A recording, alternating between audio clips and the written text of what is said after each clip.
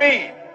I don't care how disappointing it might have been as you've been working toward that dream. But here's what I know, that dream that you're holding in your mind, that it's possible. Let's say that together, please. Say, it's possible. See, sometimes we can't say, I can do that. But what we can say, that it's possible that I can have my dream as we run toward it, as we work on it day in and day out. No one, ladies and gentlemen, could have convinced me when I started out just over 6 years ago, working on my dream. And I want you to think about whatever your dream is, because I was willing to take a chance. And most people won't do that. Most of the people that you talk to try and bring them into the business, these are not risk takers. Most people have done all that they're ever going to do. They raise a family, they earn a living, and then they die. But people who are running toward their dreams, life has a special kind of meaning. And here's what I will share with you, that in the process of working on your dreams, you are going to incur a lot of disappointment, a lot of failure, a lot of pain, a lot of setbacks, a lot of defeats. But in the process of doing that, you will discover some things about yourself that you don't know right now. What you will realize is that you have greatness within you. What you'll realize is that you're more powerful than you can ever begin to imagine. What you will realize is that you're greater than your circumstances, that you don't have to go through life being a victim. As Jack indicated, I was born in Miami, Florida, in an area called Liberty City, in an abandoned building on a hard linoleum floor with my twin brother. We were 6 weeks of age. We were adopted. When I was in 5th grade, I was identified as EMR, labeled educable, mentally retarded, put back from the 5th grade into the 4th grade, and stayed in that category until I got out of high school. I don't have any college training, but I met a high school teacher who one day changed my life. I was waiting on another student, and when he came in, he said to me, "Young man, go to the board and write what I'm about to tell you." And I said, I can't do that, sir." He said, "Why not?" I said, "I'm not one of your students."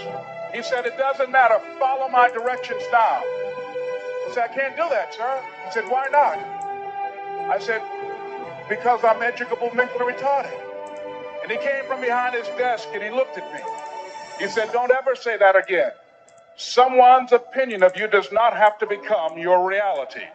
And that man, Mr. Leroy Washington, did something for me. He started planting seeds in my mind that enabled me to begin to dream, as Dexter has been doing for you. And ladies and gentlemen, I started working on my dream. And most people don't work on their dreams. Why? For many years I didn't. One is because of fear. The fear of failure. What if things don't work out? And the fear of success. What if they do and I can't handle it? The other thing is that most people, ladies and gentlemen, they get comfortable. They stop growing. They stop working on themselves. They stop stretching. They stop pushing themselves. And they end up becoming very cynical about life. And they throw in the towel on themselves, on their families, and on their dreams. And the other thing is that most people don't feel worthy. What I'm doing now, I could have been doing years ago. But because I did not have a college education, because I didn't believe in myself, because I allowed other people's opinion of me to control my destiny, I didn't act on my ideas. So I applaud you for your dreaming, for your running toward your dream. I applaud you for believing in yourself, because that's what life is about, stretching and challenging, looking for ways that you can begin to improve yourself. And ladies and gentlemen, as a result of stretching out, of acting on my dream, and I don't know what that dream is for you, I can tell you that it's possible. No one could have convinced me that after just over 6 years, I would have my own book entitled Live Your Dreams. Just over 6 years, I would have 5 specials on public television. Just over 6 years, I've done motivational speaking for AT&T, Procter & Gamble, McDonald's Corporation, Xerox, IBM, just over 6 years. I will now have my own talk show that will premiere on Monday, Labor Day. I'm saying to you, your dream is possible. Your dream is possible. But not only is it important that you believe and begin to know that it's possible for you to live your dream as you run toward it, but I've done something that I want to share with you called Choosing Your Future. In fact, I've developed a set of tapes talking about how to begin to create your own reality by choosing your future. And not only is it important for you to know it's possible for you to choose your future, but it's necessary that you work on yourself, that you develop yourself. It's necessary that you get the energy drainers out of your life, people who don't want anything, people who are not striving, people who are not challenging themselves, people who aren't growing, people who've stopped dreaming. It's necessary that you align yourself with people and attract people into your business who are hungry, people who are unstoppable and unreasonable, people who are refusing to leave life just as it is and who want more. My mother used to say, birds of a feather flock together. If you run around with losers, you will end up a loser. It's necessary that you get the losers out of your life if you want to live your dream.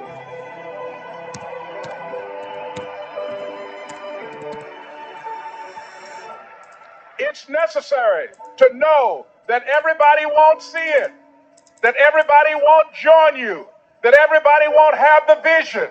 It's necessary to know that a lot of people like to complain, but they don't want to do anything about their situation, that you're an uncommon breed. You have to know within yourself that I can do this. Even if no one else sees it for me, I must see it for myself. That's necessary. It's also, ladies and gentlemen, necessary that you be creative when you're working on your ideas, that you understand the importance of changing up, of readjusting your strategies. Many times we can have a great idea, but if you're not advancing it in the right way and things don't happen, you become discouraged and think the idea doesn't work. No, that's not true. It's necessary that we become creative. I remember when I was in New York walking down the street, and a guy approached me and said, "Hey, mister, can I shine your shoes?" And I said, "No, I'm in a hurry. I don't have time." I kept walking. Someone else said, "Hey, man, your shoes look cruddy. May I shine your shoes?" I said, "No, I don't have time. I'm sorry, I'm busy." And I was walking fast, and many people solicited me for my business. And then finally, a young man stepped in front of me, and he said, "Excuse me."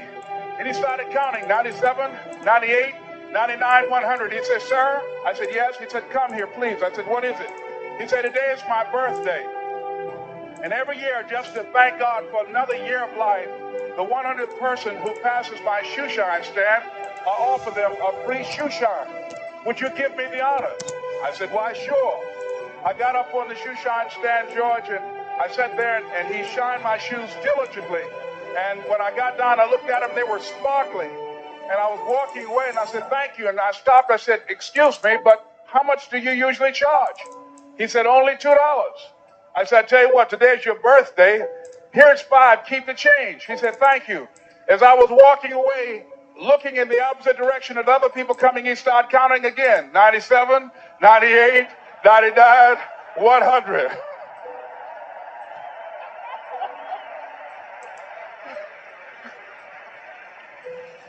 It's necessary that you be flexible, that you are always thinking of how can I improve this better. This is a customer-driven economy. It's necessary for you to always explore various ways in which you can improve the quality of service that you're providing for the people in your organization. I remember something a major company had talked about, the extra value service they were providing for their customers. And the lady who had the news conference summarized it this way. She said, "It's not our intention to satisfy our customers or to please our customers. Our intention is to amaze them." It's necessary, if you're going to compete today, that you look for ways to amaze your customers by being one of those individuals that keep your commitments, that keep your word, that's relentless. It's necessary as you work with the people that you bring into your organization, that they see that you are a good example of a person to work with because you model integrity and determination and ambition and truth and honesty and the way in which you conduct business. The next step is, that is you. That is you. That no one can do it for you but you. And even though you face disappointments, even though you will experience some setbacks, it goes with the territory. You must understand that. I remember I was playing a game with my 9-year-old son, John Leslie, and I beat him 10 straight games in a game called Connect 4. And finally, I said, John Leslie, I'm bored. I don't want to play you anymore. And I got up. I said, I'm ready to go to sleep now. And repeat out to me, please. Let's say this together. It's not over until I win. John Leslie said, no, you can't go now, Dad. I said, why? He said, it's not over until I win. That was his attitude. We sat down and we played several other games. And finally, after the 11th game, John Leslie won, and he got up and he yawned. And he said, I'm ready to go to sleep now. And I'm saying to you, what if all of us took that attitude after we face a rejection and a no, or we have a meeting and no one shows up, or somebody say, you can count on me, and they don't come through? What if we have that kind of attitude? The car's repossessed. Nobody believes in you. You've lost again and again and again. The lights are cut off, but you're still looking at your dream, reviewing it every day, and say to yourself, it's not over until I win.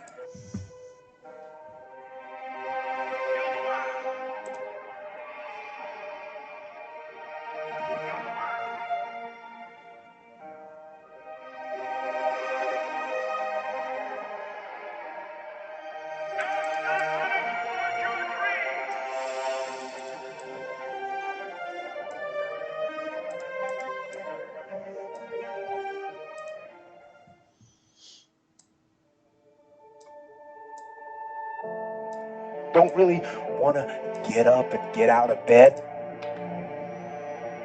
Yeah, I get up and get out of bed. I don't really want to work out? I work out. I really don't want to hammer on a project? I hammer on the project. Now, as an overall rule, I do not like procrastination. You need to get things done.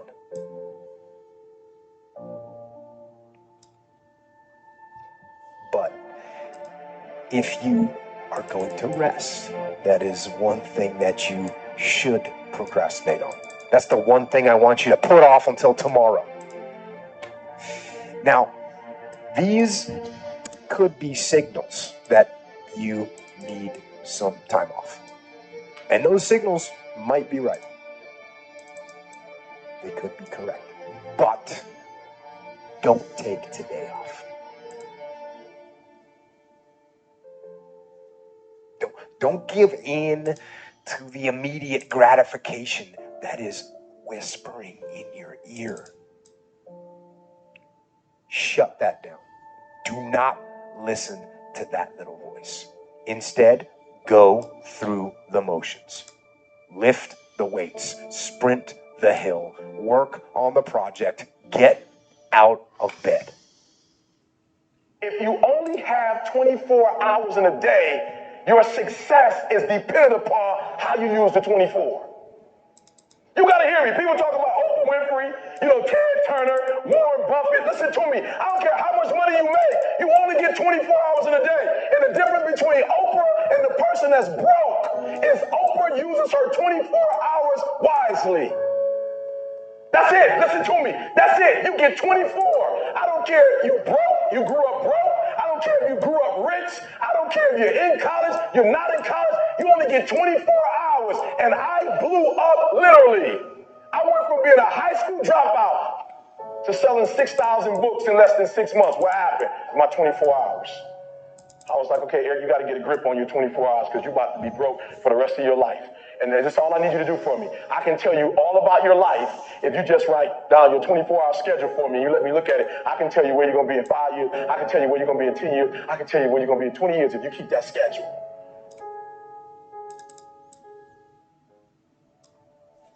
I had a teacher in 8th grade. 8th grade tell me I wasn't going to make it in high school. 8th grade, I had a teacher telling me that foolishness. And what did I do? I proved them right.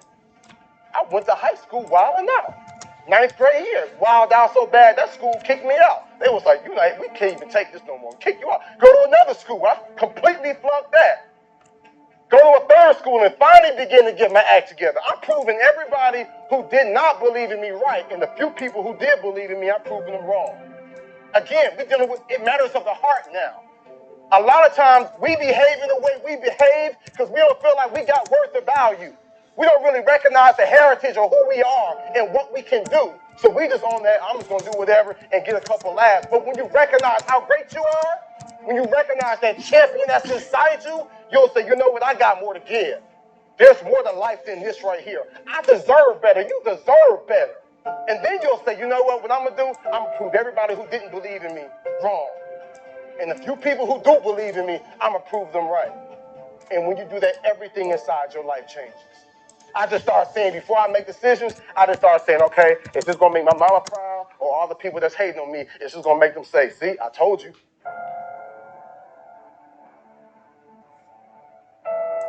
I'm in India speaking. I found out the culture in India, there in Bangalore where I was, has the highest suicide rate. Because if these kids do not do well in high school, they know they won't go to college, and they know for the rest of their lives they'll end up in poverty. And they said, I'd rather die than be in poverty. That's what you call desperation. But you going to settle for whatever the world gives you? You going to settle for living how your mom and dad live now? I'm telling y'all, my young friends, you ain't got to settle for that.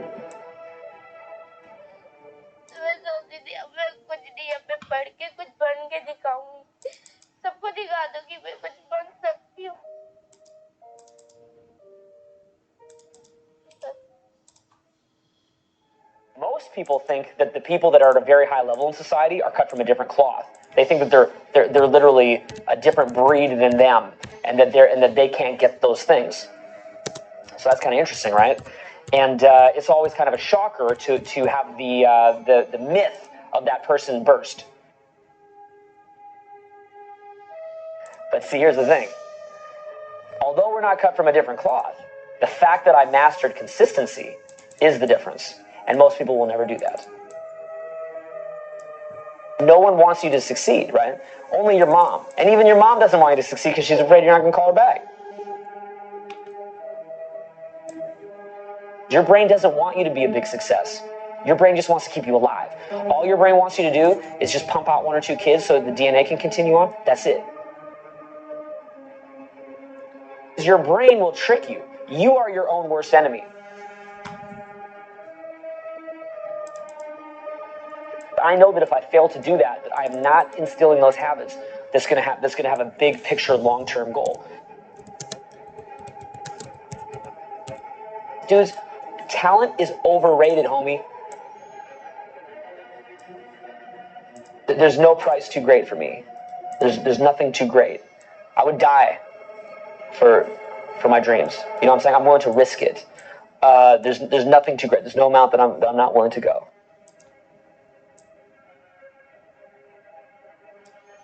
You can accomplish anything you want, man, if you're willing to do it, right? But again, you'll realize that what you think you are is not what you are. You become something else. You literally become something else. If you want to be someone who's tireless, you cannot be tired down. You'll become something else. So you don't have those limitations a normal human being has. You don't have that. Because you become something else. You become something that embodies certain things that you're trying to move forward. You'll go to any length. So you're not going to get tired. Because dude, at that point you have God on your side. That's not even you anymore, dude. It's like, you know how? What I do is I focus on maybe 1 or 2 or 3 things at a time, and then I just do it. And then I get that done, and then I do the next thing. And then I get that done, and then I do the next thing. No one's going to put you on. You have to put yourself on. No one's going to put you on. So you make that choice. You just do your small task and you do it. But see, no one wants to hear that. Success is about just quiet little actions, getting rid of anything that's unnecessary.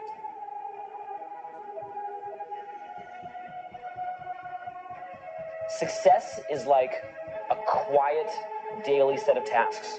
Real small. Real small. It's very quiet. It's a very quiet process where you're just you're staying from within yourself, doing these like simple little tasks, but finding love in those simple little tasks. It's not this big rah-rah speech where you do this one thing and something big happens. I'm tired. I don't want to do it. And I got a million reasons not to do it. But what I do is I make the choice that I say, if I can't make myself go do this, how am I going to live my dreams? I have found that if I miss one day, I'll miss every day.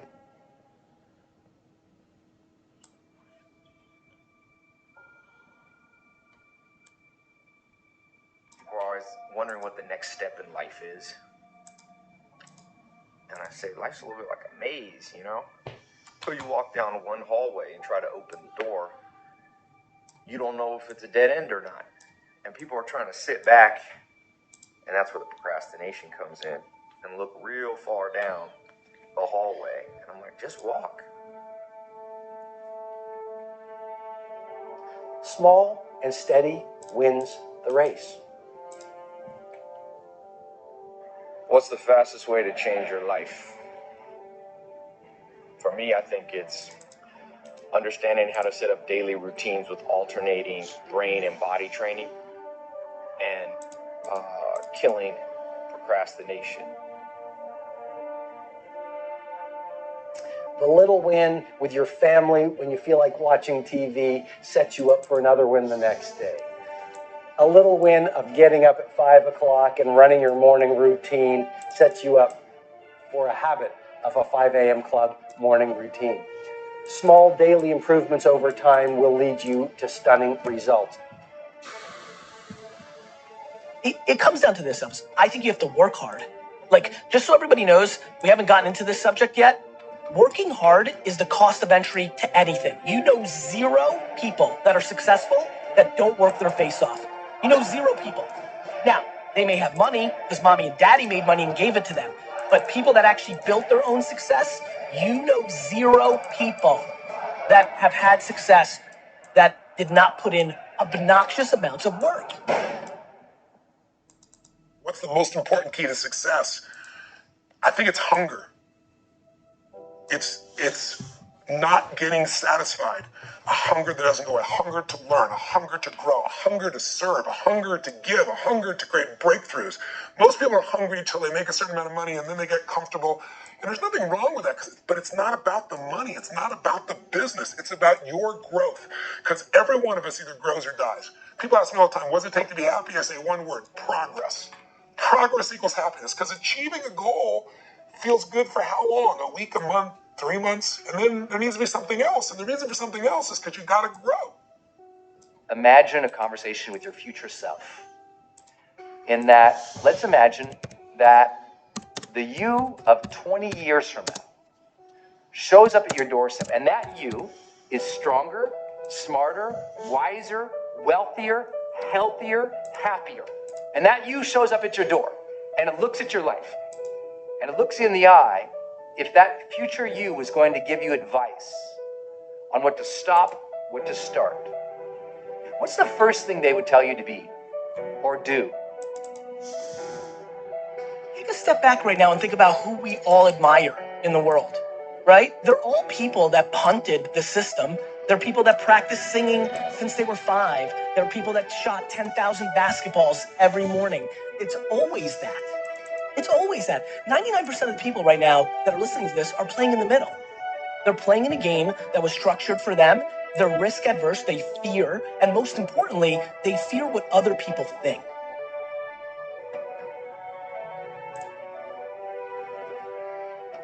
Look, I believe that we're all born with lots of goodness in us. But life throws curveballs. Life, the ambition of being alive helps us dream. And if you've been given a dream, don't discount that because you're not good enough yet. Develop yourself, weaponize yourself, teach yourself to be so good at something that is necessary to serve in the area of your dream that now you're never even thinking about your comfort zone. Your comfort zone is irrelevant. What matters is, what are you trying to do with your life? How are you trying to contribute? One thing that discipline definitely does help you with is it helps you get things done. And when you get things done, when you actually do things, you have more success. If you have more success, and sometimes a big part of success is just not being lazy and just doing it. Yeah. That's like 90% of it is just showing up. Get there and start working. Like, you're not going to feel perfect every day. I mean, it's pretty much the same with everybody that actually gets good at something. There's got to be those days you push through, and they're probably going to be more numerous than the days you don't. And so the benefit of discipline in my eyes has always been that through discipline, I get things done.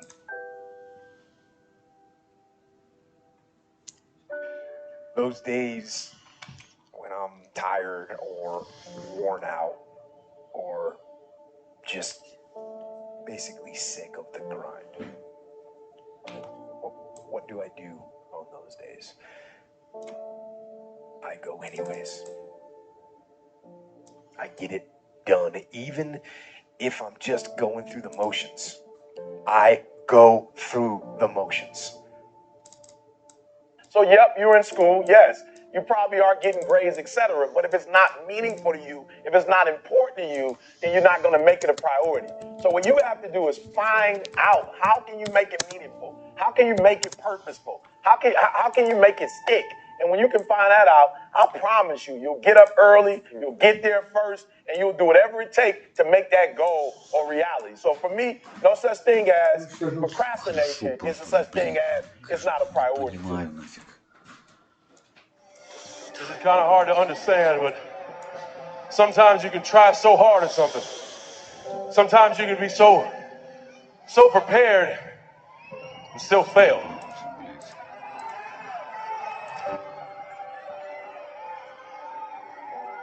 And with every time you fail, it's painful.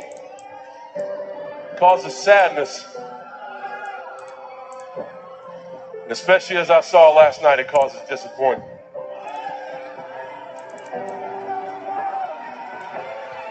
I've often said a man's character is not judged after he celebrates a victory, but by what he does when his back is against the wall. So no matter how great the setback, how severe the failure, you never give up. You never give up. You pick yourself up, you brush yourself off, you push forward, you move on, you adapt, you overcome. That is what I believe. Everybody here, everybody watching, I won't be stopped. I can't be stopped.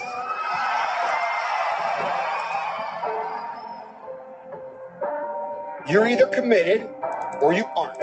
You're either willing to do everything it takes, whatever that might be, or you aren't. You either are willing to go through hell and high water and fire and brimstone to get to your goals, or you aren't. Work on yourself. Work on your focus. You cannot stop. You gotta work. The problem with you is you see difficult as something negative. I want you to see difficult differently. Are you hearing me? I need you to push through that stuff. Push through it. You can't get through it. The more you go through, the more difficult it is, the more challenging it is. Listen to me, the harder it is. Are you hearing me? The more challenging it is, all you're doing, baby, is building muscle. In life, you're either going through a storm, in a storm, or you coming out. It's a part of life. There's no way around it. So just be careful not to allow the trials and the tribulations to consume you. I don't care if you're a billionaire. I don't care if you're a CEO of one of the most important companies. I don't care if you're an entertainer. Like I don't care who you are. You can go to the moon. We all have problems. What I'm trying to tell you is this, though. Problems are a part of life. But guess what? They're not life. It's not going to be easy. There are moments when you're going to doubt yourself. There are rough times are going to come, but they have not come to stay. No matter how bad it is or how bad it gets, you've got to make it your personal business to make it happen.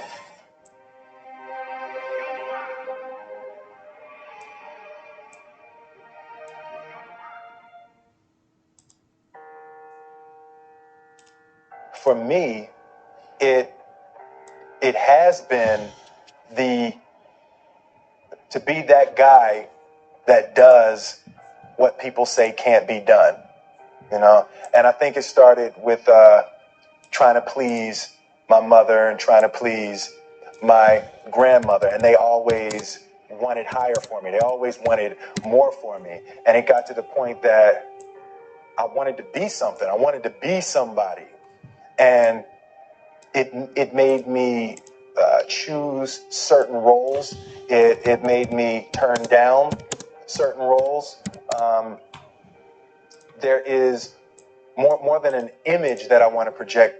I want to be the person that is the first person there and the last person to leave.